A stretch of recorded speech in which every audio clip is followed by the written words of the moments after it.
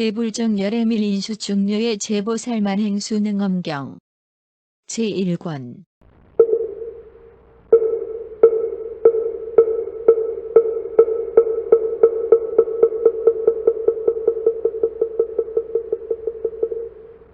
이때 대중 속에 있던 부르남이 나란히 자가 자리에서 일어나 오른쪽 옷을 벗어 메고 오른 무릎을 땅에 대어 합장하고 공손히 부처님께 아뢰었다.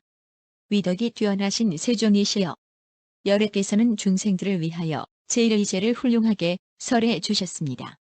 세존께서는 언제나 저를 설법하는 사람들 가운데 가장 뛰어난 사람이라고 추천하셨으나 이제 열애의 미묘한 설법을 들으니 마치 귀머거리가 백보 밖에서 모기 소리를 듣는 듯하여 본래 볼 수도 없는데 어찌 덕이 들을 수 있겠습니까? 부처님께서 비록 저에게 밝게 설하시어 미혹을 없애주셨으나 지금도 아직 이 뜻이 완연하여 의혹이 없는 자리를 자세히 밝히지 못했습니다. 세존이시여, 안한과 같은 부류는 비록 깨달았다고 하나 익혀 쌓인 번뇌를 아직 제거하지 못하였으며 이 법회 가운데 번뇌가 없는 경계에 오른 저희들도 비록 온갖 번뇌를 다 없앴다고 하나 이제 열애께서 설하신 법을 들으니 오히려 의심과 후회만 더합니다. 세존이시여, 만일 세상의 일체 육근과 육진과 오음과 12처와 18개 등이 다 열애장으로서 본래 그대로 청정하다면 어째서 호련히 산과 강과 대지의 온갖 요이상이 생겨서 차례로 옮기고 흐르며 끝나고 또 시작하는 것입니까? 또 열애께서는 흙과 물과 불과 바람은 본성이 걸림없이 융통하여 법계에 두루 가득 차서 고요히 상주한다고 하셨습니다. 세존이시여, 만일 흙의 성질이 두루 가득 찼다면 어떻게 물을 용납하겠으며 또 물의 성질이 두루 가득 찼다면 불의 성질은 생기지 않을 텐데 또 어떻게 물과 불의 두 성질이 허공에 함께 두루 원만하여 서로 빼앗아 쫓아내지 않는 이치를 밝히겠습니까? 세존이시여, 흙은 막히고 걸리는 성질이고 허공은 비어 통하는 성질인데 어떻게 두 성질이 함께 법계에 두루 가득 찰 수 있습니까? 저는 이 뜻이 돌아간 곳을 알지 못하오니 부디 열애께서는 큰 사랑을 내리시어 저의 구름처럼 덮인 미혹을 걷어주옵소서. 이 말을 마치자 대중과 함께 오체를 땅에 던져서 존경을 다하여 더없는 열애의 자비로운 가르침을 간절하게 기다렸다. 이때 세존께서 부르나와 법회 대중 가운데 번뇌를 다하고 배움을 초월한 아라한들에게 말씀하셨다. 이 열애가 오늘 널리 이 회상의 대중을 위하여 승의제 가운데 진승의의 본질을 밝혀서 이제 너희들 모임 중에 정성성문과 이공을 얻지 못한 이들과 보살승으로 돌아선 아라한들이 모두 다 일승의 정멸한 도량인 진실한 아라녀의 바른 수행처를 얻게 하리니 너는 이제 자세히 들어라. 마땅히 너희들을 위하여 설하리라. 부르나 등은 존경을 다하여 말없이 부처님의 설법을 듣고자 하였다. 부처님께서 말씀하셨다. 부르나여, 내가 말한 바와 같이 본래 그대로 청정하다면 어째서 호련히 산과 강과 대지가 생기겠느냐. 너는 항상 이 열애로부터 성품의 깨달음은 묘하고 밝으며 본래의 깨달음은 밝고 묘하다는 말을 들어오지 않았느냐. 부르나가 말했다. 그렇습니다. 세존이시여, 저는 언제나 부처님께서 설하시는 이 뜻을 들어왔습니다. 부처님께서 말씀하셨다. 내가 깨달음이다 밝음이다라고 말한 것은 성품 자체의 밝은 상태를 깨달음이라고 하느냐. 깨달음이 밝지 않으니 밝혀야 할 깨달음이라고 하느냐. 부르나가 말했다. 만일 밝지 않음을 깨달음이라고 한다면 밝힐 대상이 없겠습니다. 부처님께서 말씀하셨다. 만일 밝힐 대상이 없다면 밝힐 깨달음이 없다고 했는데 밝힐 대상이 있으면 깨달음이 아니며 밝힐 대상이 없으면 밝음이 아니니 밝음이 없으면 또 깨달음에 고요하고 밝은 성품도 아니니라. 성품 자체의 깨달음은 본래 분명히 밝은 자리다. 그럼에도 너는 여기서 허망하게 밝혀야 할 깨달음을 생각한 것이다. 깨달음은 밝힐 대상이 아님에도 밝힘으로 인하여 밝힐 대상을 세우고 밝힐 대상이 이미 허망하게 세워지니 너의 허망한 능력이 생겨서 같음도 다름도 없는 가운데 불길처럼 성하게 다른 것이 이루어졌느니라. 저 다른 것을 다르다 하여 다른 것을 근거로 같은 것을 세워서 같음과 다름을 환하게 밝히고 이를 근거로 다시 같음도 없고 다름도 없는 것을 세웠느니라. 이와 같이 어지럽게 흔들리면서 서로 대립하여 수고로움이 생기고 수고로움이 오래되어 티끌을 팔아여 자체 모양이 혼탁해지니 이로 인하여 진로 번뇌를 이끌어냈느니라. 일어나서는 세계가 되고 고요해서는 허공이 되니 허공은 같은 것이고 세계는 다른 것이며 저 같음과 다름이 없는 것이 실제의 인연으로 변화하는 법이니라. 깨달음의 허망한 밝음과 허공의 캄캄한 어둠이 번갈아 바뀌며 흔들리기 때문에 풍륜 있어서 세계를 붙드느니라. 허공으로 인하여 흔들림이 생기고 밝힘을 굳혀서 막힘을 이루니 저 근본은 밝힌 깨달음이 굳혀진 것이므로 금륜이 있어서 국토를 보전하느니라. 깨달음을 굳혀서 보배가 되고 밝힘이 흔들려 바람이 생기니 바람과 금이 서로 마찰하므로 불빛이 있어서 변화하는 성질이 되느니라. 보배의 밝음이 물기를 내고 불빛이 위에서 쪼여 삶으니 수륜 있어서 시방 경계를 둘러싸느니라. 불이 오름과 물의 내림이 번갈아 발하여 굳히니 젖은 편은 큰 바다가 되고 마른 편은 육지와 섬이 되느니라. 이치가 그러기 때문에 저 큰 바다에서는 항상 불빛이 일어나고 저 육지와 섬에서는 항상 강이 흐르느니라. 물의 세력이 불보다 약하면 맺혀서 높은 산이 되느니라. 그러므로 산토를 치면 불꽃이 일어나고 녹이면 물이 나오는 것이다. 흙의 세력이 물보다 약하면 빼어나서 풀과 나무가 되느니라. 그러므로 숲이 불에 타면 흙이 되고 쥐어짜면 물이 나오는 것이다. 이렇게 허망함이 얽히고 발생해서 서로 번갈아 종자가 되니 이러한 인연으로 세계가 끊임없이 상속하느니라. 또 불운하야 밝힘을 굳힌 허망함은 다른 것이 아니라 깨달음의 허망한 밝힘이 허물이다. 대상의 허망이 이미 세워지고 나면 진실한 밝은 이치가 뚫고 지나가지 못한다. 이러한 인연으로 듣는 작용은 소리를 떠나지 못하고 보는 작용은 물체를 벗어나지 못하여 모양과 냄새와 촉감 등 6 허망한 경계를 이루느니라. 이로 인하여 보고 느끼고 맡고 아는 작용이 따로 열리어 같은 업길이 서로 얽히기도 하고 합하여 생기기도 하고 떠나서 변화를 이루기도 하느니라. 보는 작용이 밝아서 색이 환하게 나타나면 밝은 경계를 환히 보면서 생각을 형성하여 소견이 다르면 미워하고 생각이 같으면 사랑하면서 애정을 흘려보내 종자를 이루고 생각을 거둬들여 태에 드느니라. 이렇게 서로 어울려 생길 때 같은 업을 빨아들이기 때문에 인연이 있어서 갈라람과 알포담 등이 생기느니라. 태로 나고 알로 나고 습기로 나고 변화로 나는 중생은 그 적응할 곳을 따르는데 알로 나는 중생은 오직 생각만으로 태어나고 태로 나는 중생은 욕정으로 존재하며 습기로 나는 중생은 합해서 감응하고 변화로 나는 중생은 떠나서 상응하느니라. 이렇게 번갈아 서로 변하고 바뀌면서 업으로 받은 과보를 따라 날기도 하고 잠기기도 하니 이러한 인연으로 중생이 끊임없이 상속하느니라. 불운하야 생각과 애정이 함께 얽혀서 사랑을 벗어나지 못하면 세상의 부모와 자손들이 서로 태어남이 끊이지 않는다. 이러 일들은 애정의 탐욕이 근본이니라. 애정을 탐내어 함께 몸을 불리면서 탐욕을 그치지 못하면 온갖 세상에 알로 나고 변화하여 나고 습기로 나고 태로 나는 중생들이 힘에 강하고 약함을 따라서 번갈아 서로 잡아먹게 된다. 이런 일들은 살생의 탐욕이 근본이니라.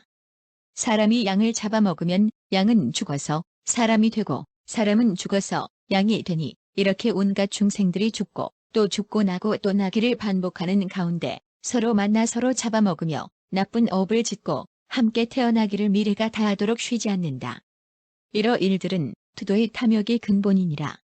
너는 나에게 생명의 빚을 졌고 나는 너에게 진 빚을 갚으니 이러한 인연으로 백천겁이 지나도록 항상 생사를 벗어나지 못하는 것이며 너는 내 마음을 사랑하고 나는 너의 모습을 좋아하니 이러한 인연으로 백천겁이 지나도록 항상 번뇌에 얽히는 것이니라. 이것은 오직 살생과 투도와 음욕의 3가지가 근본이며 이러한 인연으로 업과가 끊임없이 상속하느니라. 불운하야 이러한 3가지 뒤바뀐 상속은 다 깨달음의 밝음으로 명료하게 아는 성품이 그 아는 작용으로 인하여 모양을 일으키니 허망한 보는 작용으로 생긴 산과 강과 대지와 온갖 인연으로 변화하는 모양이 차례로 옮기고 흐르면서 이 허망을 따라 끝나고 또 시작하는 것이니라. 불운하가 말했다.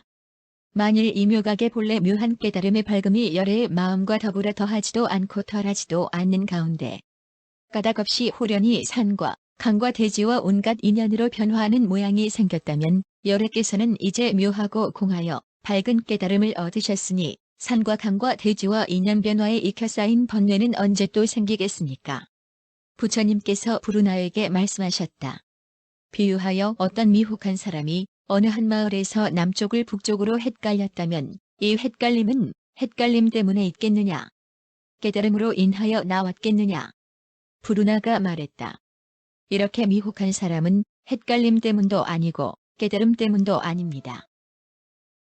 왜냐하면 헷갈림은 본래 근본이 없는데 어찌 헷갈림 때문에 있겠으며 깨달음에는 헷갈림이 생기지 않는데 어찌 깨달음에서 나오겠습니까? 부처님께서 말씀하셨다. 저 미혹한 사람이 바로 헷갈려 있을 때 문득 깨달은 사람이 가리켜줘서 깨닫게 한다면 부르나여 너는 어떻게 생각하느냐? 이 사람이 비록 헷갈렸다고 하나 이 마을에서 다시 헷갈리겠느냐? 부르나가 답했다. 그렇지 않습니다. 세존이시여. 부처님께서 말씀하셨다. 부르나여 시방열에도 이와 마찬가지다. 미혹은 근본이 없고 성품이 철저히 공하여 옛날부터 본래 미혹한 일이 없느니라. 잠시 본래의 깨달음을 미혹한 듯하나 미혹을 깨달아서 미혹이 없어지면 깨달음에서는 미혹이 생기지 않느니라. 또 사람이 눈병에 걸렸으면 허공에서 헛꽃을 보겠으나 눈병이 나으면 꽃이 허공에서 사라진 것과 같으니라. 어떤 어리석은 사람이 저 허공꽃이 사라진 빈자리에서 꽃이 다시 나오기를 기다린다면 너는 이 사람을 생각해 보아라. 어리석겠느냐? 슬기롭겠느냐? 부르나가 말했다. 원래 꽃이 없는 허공에서 허망하게 생기고 사라짐을 보고 꽃이 허공에서 사라졌다고 본 자체가 이미 뒤바뀐 일인데 여기에 다시 꽃이 나오도록 억지를 쓴다면 참으로 어리석고 미친 짓입니다. 어찌 이런 미친 사람을 두고 어리석다거나 슬기롭다라고 하겠습니까? 부처님께서 말씀하셨다.